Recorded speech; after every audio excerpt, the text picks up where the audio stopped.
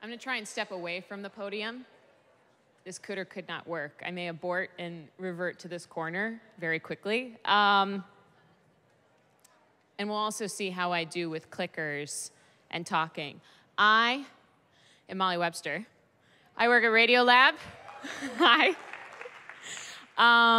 It's so cool to see everyone here. The energy in the lobby this morning was amazing.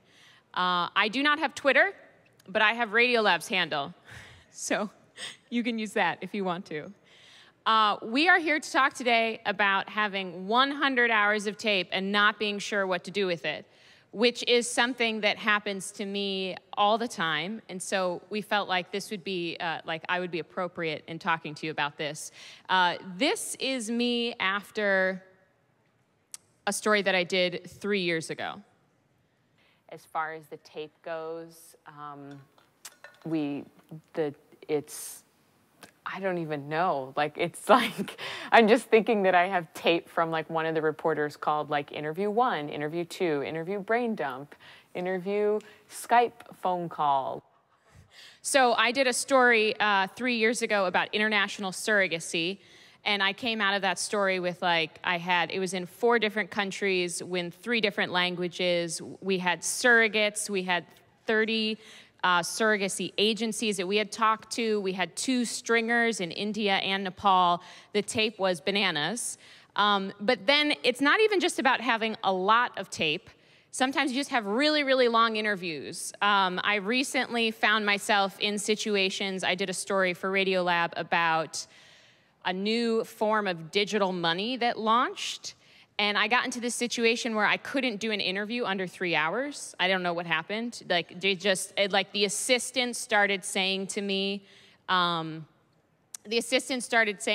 that they wouldn't book anything shorter than 3 hours because it was a really detailed topic and everyone needed to talk about it. And this is what those interviews started sounding like. Can I pee? Yes, please. I mean, you outlasted me by an hour. If we're gonna pee, I'm gonna pee. I need to take a bio break. Did you touch your toes? Everyone peed, we got water. This studio is pretty hotboxy. I really was glad that we spent 3 hours or whatever we did just talking about the nature of money. I thought that was a really good start. Yeah, we did it. We made it. Wait, no, you're not done. Wait. But how does he? Wait, let me just. We have to wrap. So you can hear at the end there, Jad doesn't even have words. We didn't even know what to say. And so this talk is about, I'm going to walk you through Radiolab's process and a couple of Molly Webster trademark process points. You can take any of them. You can take one of them. They work if you're solo. They work if you're in a group. So the very first thing you need to do when you start getting all that tape is that you need to organize it. And I would say, do not wait to the end of gathering tape to start organizing it. And I say that for a couple of reasons, because as you start going through your tape, it will actually help you realize what reporting you still need to do. If there are holes in the story, it will reveal nuances that you hadn't actually heard when you were originally doing the interview. So what does it mean to log or to organize tape? The first thing you need to do is you need to log it. Logging it is essentially you make a rough transcription or an exact transcription of your interview, or if you went out into the field of what that scene looked like, whether it's 30 minutes or 4 hours of an interview. Radiolab logs in 2 different ways. We log into documents, so we'll take a Google Doc, we'll listen to the tape as it goes, and you're just typing in and putting a timestamp every 30 seconds. The other way we log is sometimes directly into Pro Tools, which is the editing software we use. And so we'll actually almost think if you have an hour-long interview, we will divide it roughly into 30-second chunks, and you can type directly into the clips. And then the logging follows that clip wherever you move it in tape, so it's actually quite convenient. So step 1 is logging. The second thing that we do with all of our tape, sometimes concurrently with logging, is something called selects. And selects is basically taking a very long interview, or even a 30-minute long interview, and boiling it down to its essence. And that usually involves 2 different ways of thinking.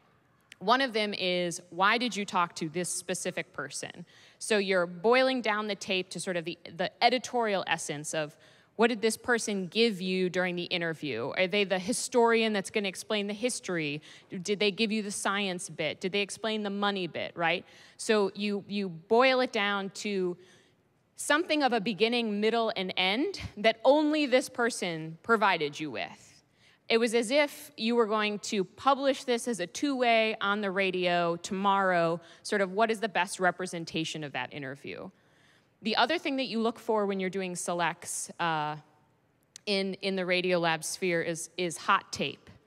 And it can be hot tape that has nothing to do with why you're doing the interview. It could be that your interview subject really likes skateboarding. And somehow in the middle of the interview on economics, they started talking about skateboarding, and it's really interesting, and it reveals something about them and who they are, and you leave some of that back and forth in there. Or it could be something that's not revealing necessarily about the character of the person, but the tone of the interview. So I did an interview with a pharmaceutical rep a few years ago that was tense. We were talking about the cost of drugs. And so when I did the selects, I left some of that tenseness in there so everyone could feel it, and we could decide like how we wanted to use it in the final piece, if at all. And the whole point of selects is no one has time to keep listening to all of your interviews, yourself or your editor.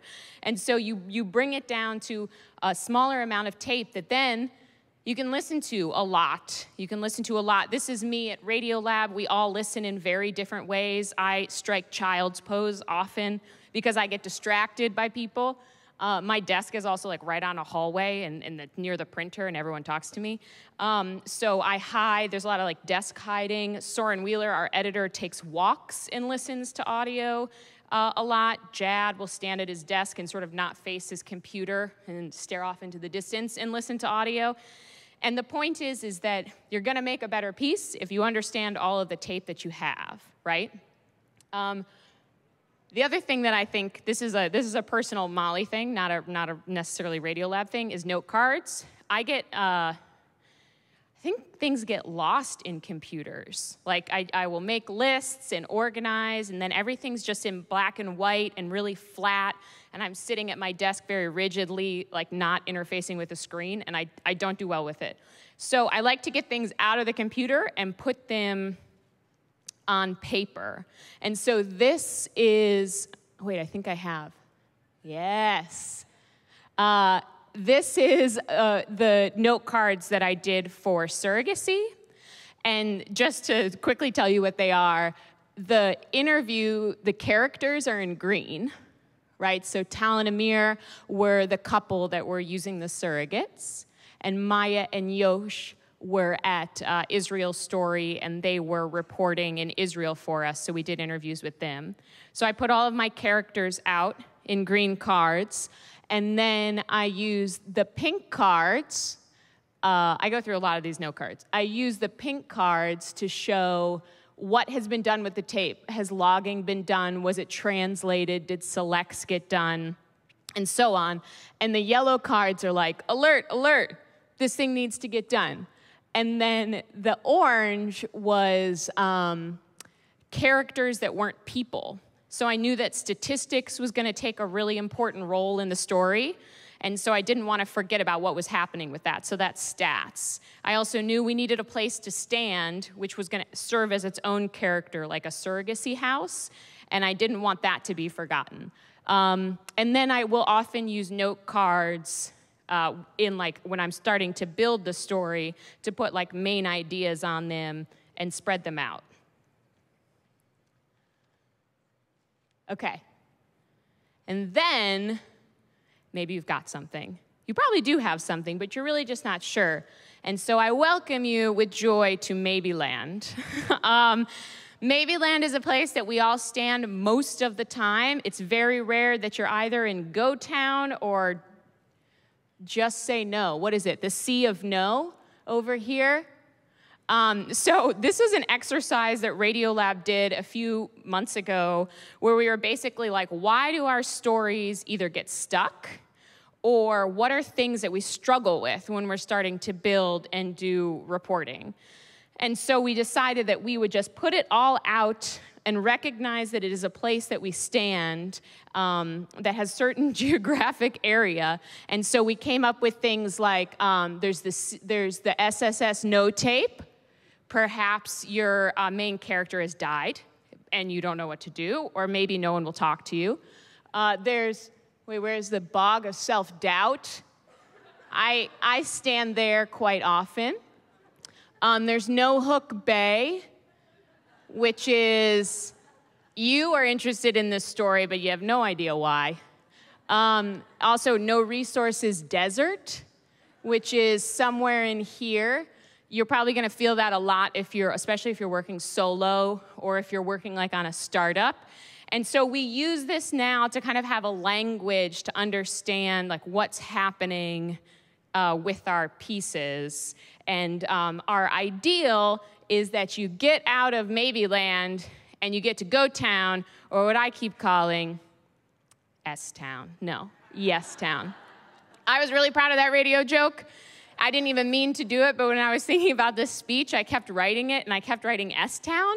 I was like, no, yes town. I want to get to yes town. So you have collected your tape. You've navigated maybe land. You've made a bad radio joke. What happens next? We have the Radiolab and Molly Webster trifecta, which is the storyboard, the moodboard, and the doodle. So we'll start with the storyboard. I'm glad this screen is big. So the Storyboard is a Radiolab institution.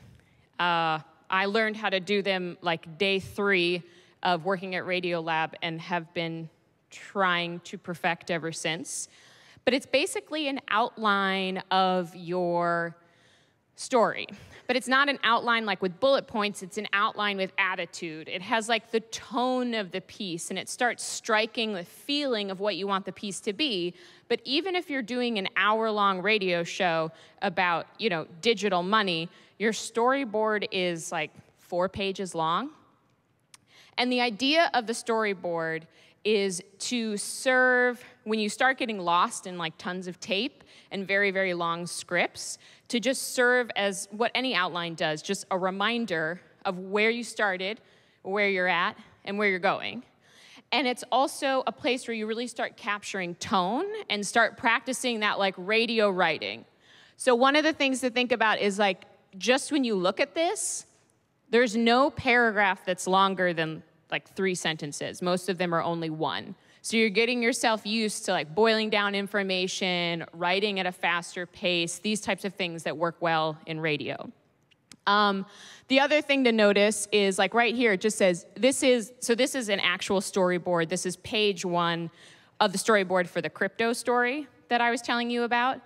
I call it crypto, but it was the digital currency, cryptocurrency. And so the main character, one of them is this woman, Morgan. And so you'll see here that like, I just says intro Morgan. I know I want her to come in somewhere. I don't get bogged down in like what tape I want to intro her with, or I'll find that out later once I start digging into tape. This is just so we can all agree on a structure and some sort of pacing.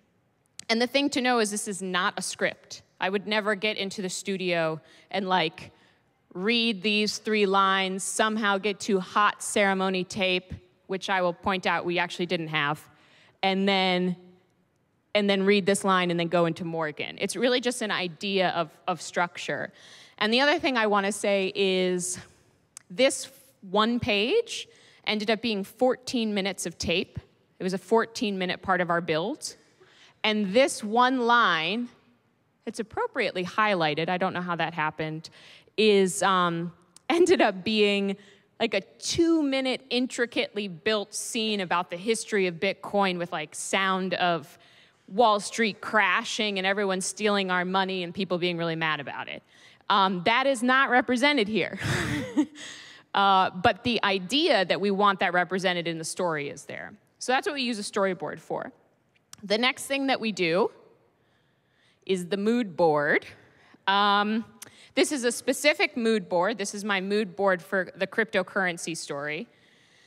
And the point of the mood board is to get you out of audio and to get you out of thinking about words.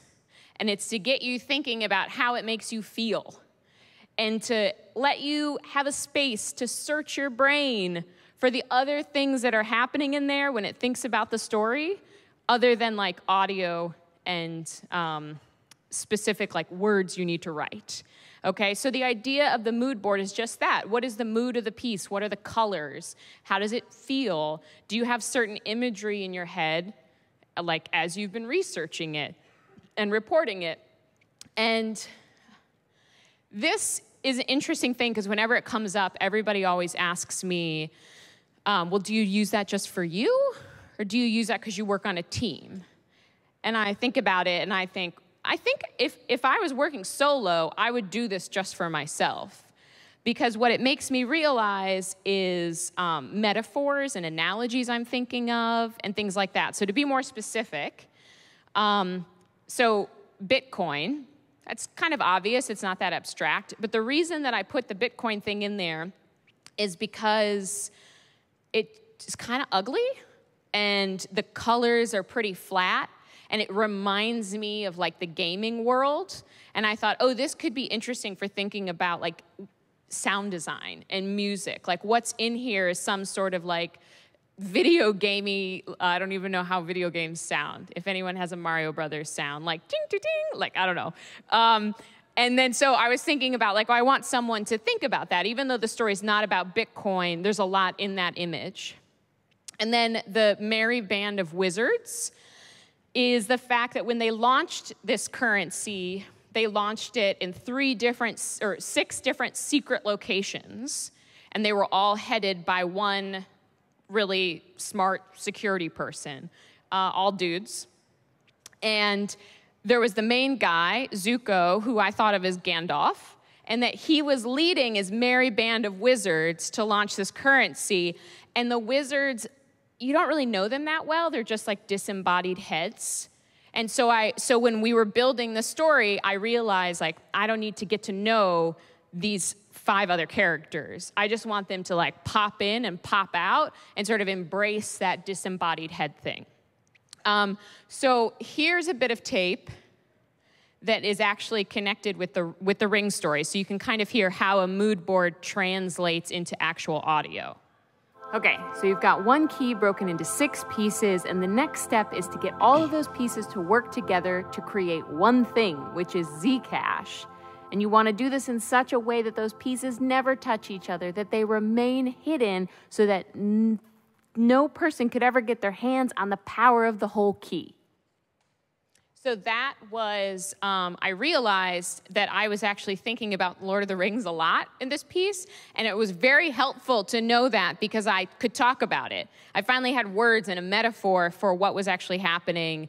Like, it's super complicated, but basically they need to create like a really large secret number, and if anyone got their hands on the number, they could rule anything, and if that doesn't sound like Mordor, I don't know what does.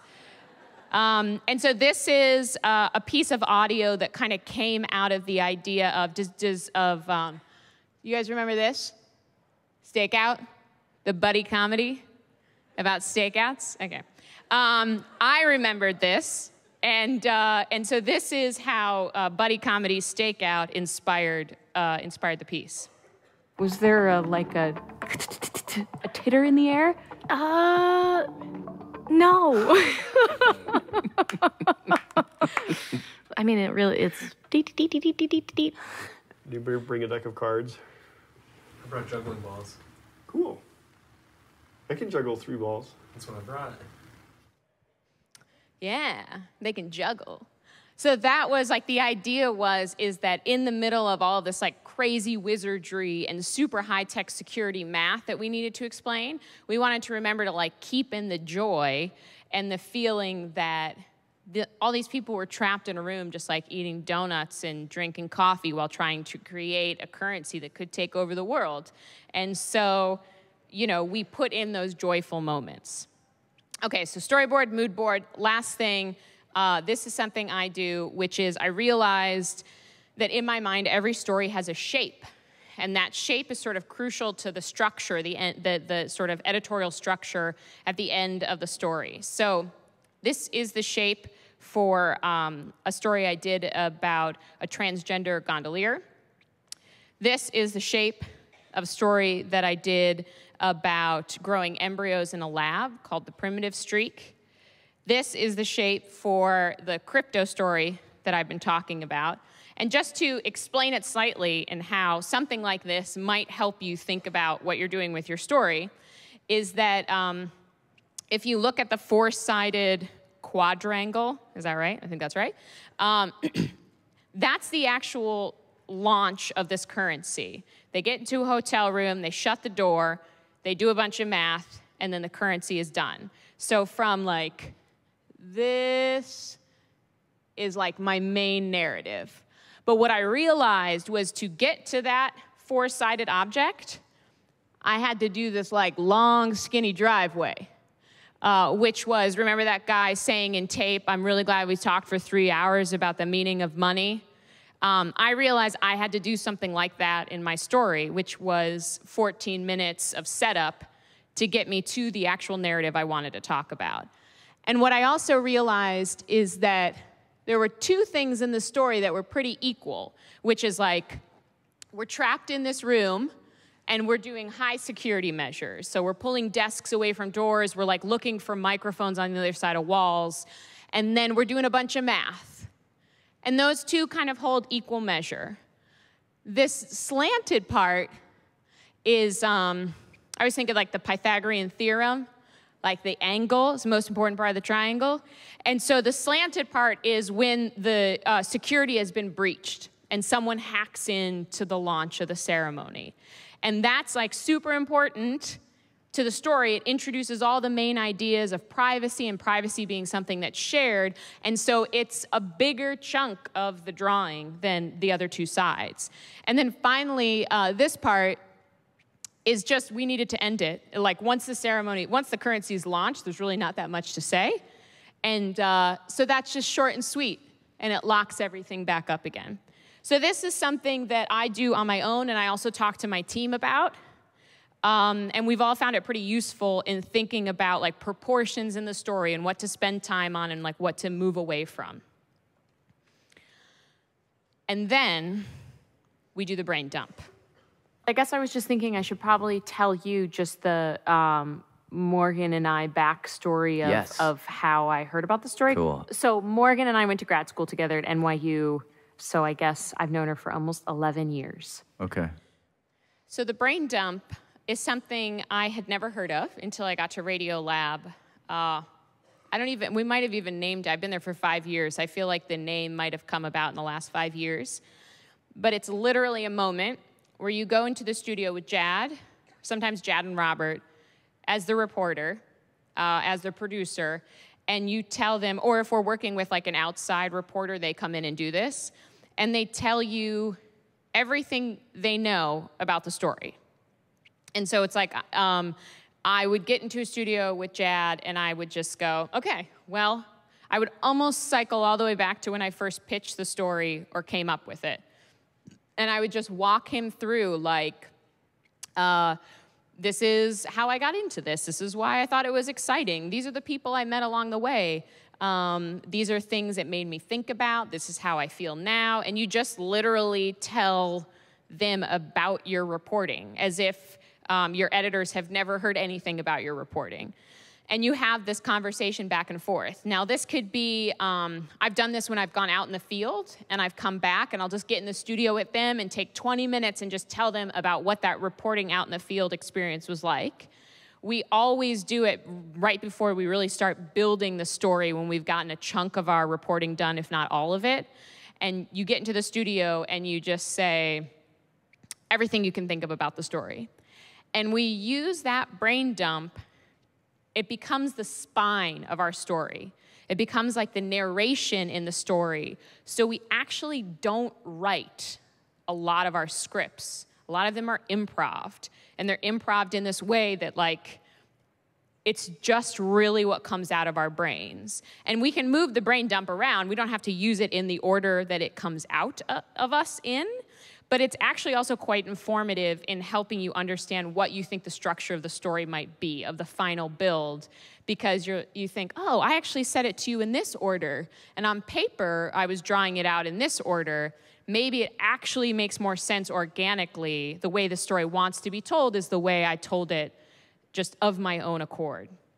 And so when I say it becomes the spine of the story, I find the brain dumps really interesting, both working solo and in a group. Because if you're solo, you could brain dump with a friend. It doesn't have to be very long. Even if you're working on a 24-hour news cycle and you have to turn something around fast, you could do I've had people do 15 minutes in a studio with their editor on a piece that they need to have come out the next day. And it keeps a conversational tone. It often brings up stuff that you wouldn't write on paper. I remember in my story that I did about growing embryos in the lab, kind of the crux of the story becomes this weird place where you stand, where you really, really want to have these embryos that have become like characters grow in the lab, and they grow one more day, and they grow one more day, and they grow one more day, and then you get to this point where you're like, oh, they're gonna hit so many days and be kind of big, and I'm gonna start to feel funny. Like you get to a point where you're like, how many days do I want this thing to grow in a lab? And that was something that we had never talked about on paper or had really come up in interviews. It was just something that was sitting somewhere in my brain that in a conversation with Jad came out. And so we will often use brain dumps just to, like, straight up to create parts of the piece. And so for that crypto piece, the whole top of the piece, the first minute, the intro to the piece, ended up being straight, just like pulled straight from our brain dump. And you heard a little part of it, but this is what it sounds like. Okay. And we're holed up in my apartment. I don't know, this was like last November or something. She comes over. She's sitting on the giant, I have a big floor pillow, like a Turkish floor pillow. Of course you do. She's sitting on the floor pillow. And then she is like, are you ready to hear the story? And I said, yeah. And she's like, okay, I need you to take the battery out of your phone. Really? Yeah. And She really said that? And I was like, what? I have an iPhone. I can't take the battery out of it. And she goes, okay, I need you to power it down and put it in another room under a pillow. What? I was like, what is going on? And then by this point, she's taking the battery out of her phone. So I do it. Mm-hmm. I put it in my bedroom, and I put it under pillows. And I turned it off. I came back. I sat down. And then she starts telling me essentially about the ceremony. So that was the intro to our piece, and that's exactly what I said to Jad in the studio. So once we have the tape logged, it's selected, mood boards, storyboards, brain dump, we start actually building in tape, in Pro Tools, our audio, like the actual story. So the first thing we do is a string out. I'll just go through this really quick, which is you lay out the audio in the order of the storyboard. It's really rough chunks. There's no scratch tracks. You use the brain dump. You weave in and out with your audio interviews. There's no sound design. There's no music. It's really just to start getting things in an order and hear how it sounds and if we think everything is roughly in the right order. So that's just called a tape string out. We literally string smaller clips of tape together. In the middle of all of this, you will get into iterative drafts, and we're about to do a small exercise in which we're going to listen to 3 different drafts of something, and you can hear, and we talk a little bit about how it changes. Do not forget to take breaks, because I think the thing to know is that this can get really exhausting. Jan, Yes. will you eat that protein bar? Sure. I'm in it to win it. I'm sorry. I think I am getting like tired and dropping things, but Eat some bar. I mean, I can order up, chicken noodle soup for us when we need it, guys. Seriously. anyway, I think we got off track. But No, we're fine. Are you kidding me? Yeah, this is like this is normal for us. Definitely. That's why I brought bars. okay. Yeah. And now you're totally ready to start going. So you draft. And so we're going to listen to 3 different cuts of the same minute of a story, from like an early inception to a middle inception to the final inception. The story is from something that I did called Bringing Gamma Back, which was a story where a scientist at MIT was shooting light through eyeballs into an Alzheimer's addled brain, and they were finding that the light pulses into the eyeballs was improving the outcome of the mouse patients. But for our purposes today, we're going to really focus in on neurons. A neuron is a kind of a cell? It is. It's a brain cell. We have billions of neurons. They look spider web-ish, and they have these long, skinny tentacles that come out of them. And for the brain to function, neurons have to communicate with each other to process information. And the way they communicate is an electrical signal will go through them, and it'll like zap another neuron, and it'll turn it on, and then it'll, like, an electrical signal will go through it, and it'll zap another neuron, and it'll turn it on. And with all this zapping, this firing at each other, they make us think and remember. So if you're recalling like the moment when you kissed Ralph for the first time, or Ralph. whatever. Yeah. So then when you think about that kiss, that certain neurons that are connected in a path to certain other neurons will all go, and that will be the kiss? And that will be the kiss. just a chain reaction of little electrical pulses. And these neurons, they can fire at different speeds. So sometimes they're firing at like 100 times a second, like blah, blah, blah, blah, blah, blah, blah, blah. And then other times they could be firing at 1 time a second, like zip, zip, zip. And they can fire sort of randomly. Or if they're being very good, efficient little neurons, they fire together. So to illustrate this, imagine a huge football stadium. And we're going to let you imagine that football stadium because that is what a minute got us to. And so I'm just going to point out a couple of things so we can listen to the next version and sort of compare them. But one, who the hell is that person, that female voice that popped up in the middle? That is, or at the beginning. That's my co-producer, Annie McEwan. She's one of the stellar sound designers at Radiolab. And she was working with me on this piece to bring sections of it forward. And so she'll go in, and any other producer, if you're paired with someone, will go in with you, and they'll suggest, if there's not something in the brain dump that they can use, they'll suggest scripting and narration. And one of the things I noticed in that piece is, in this version, and I edited back to Annie, was that there's a lot of Annie, which probably means that I didn't talk about this much in the brain dump, which probably means that we didn't actually realize in the brain dump that we'd need as many details as we're actually going to need for the build. And so maybe it would make sense for me to go back in the studio and do some more brain dumping. And then the other thing to know is what we're trying to do in this section is a lot, which is explain what a neuron is, explain how it fires, that they often fire in weird patterns, and that the pattern that is most important for our story is gamma. We did not get to gamma at all in that minute. We were at a football stadium metaphor that actually goes on for another minute before we get to sort of like the final thing we're trying to get to. So this is what maybe 5 drafts later sounded like. Another neuron, and it'll turn it on, and then like an electrical signal will go through it, and it'll zap another neuron, and it'll turn it on. But the key thing, says Li Wei, is that when your brain is doing things like making you move or thinking a thought, groups of neurons fire in sync. They fire all together at the same beat. Now, at any given time, some groups of neurons may be firing slow, and some of them may be firing fast, and some might just be off doing their own thing.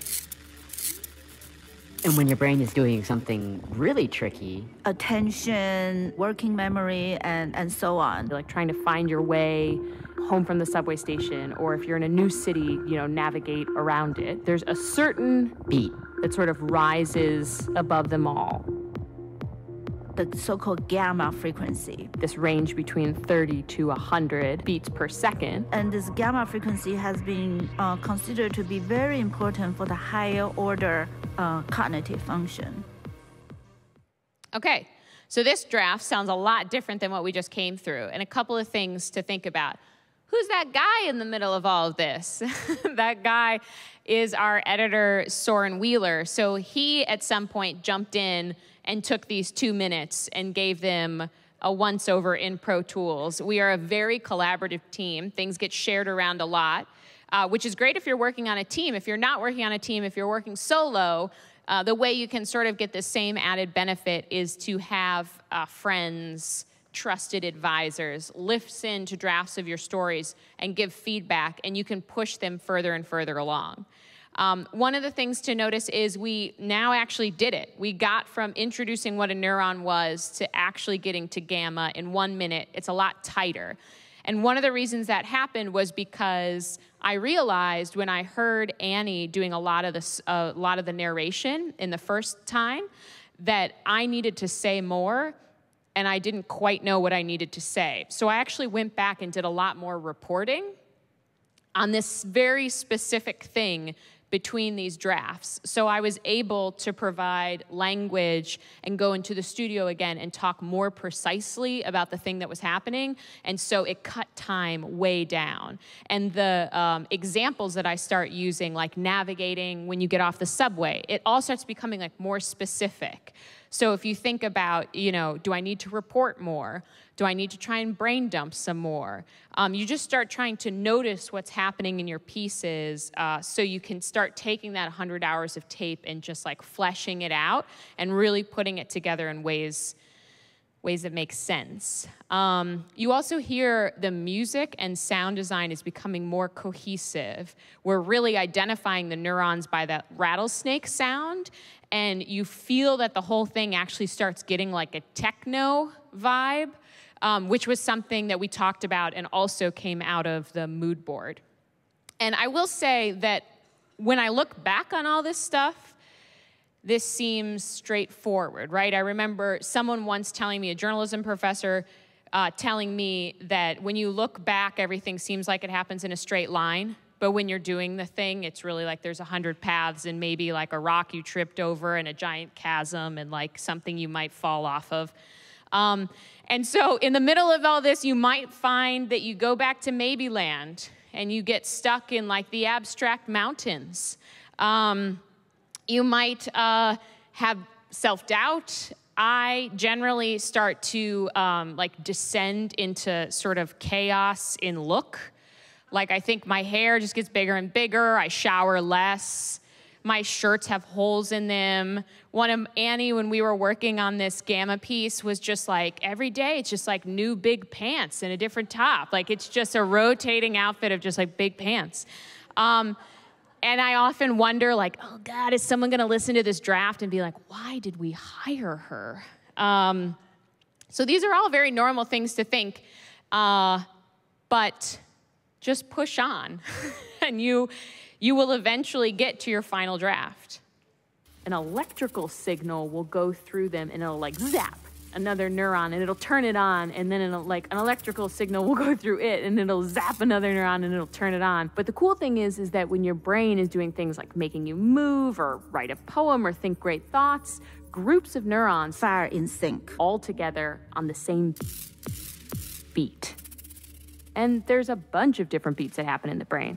Some of them are slow, like 1 beat per second, and that's when you're sleeping. If you're beating around 10 beats per second, like maybe you're sitting next to a campfire in an Adirondack chair. Or on like the totally other end of the spectrum, like some neurons fire at 600 beats per second. What are they doing? That I have no idea. And all this is going on in your head simultaneously? Yeah. No, that's the cool thing, is that when all of these beats in your brain come together, that's when you're able to process the world and understand it as it exists as human beings.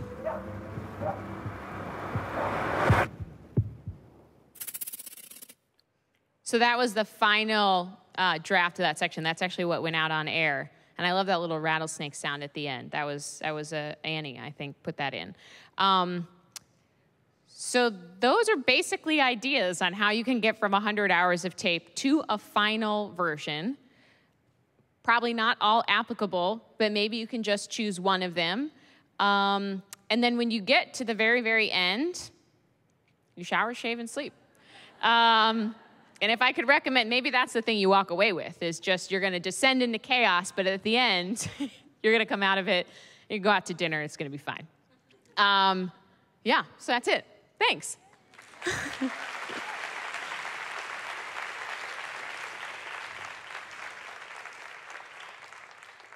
Your next session is about how to find, hook, and bedazzle your audience. Just going to stand here awkwardly. Thanks.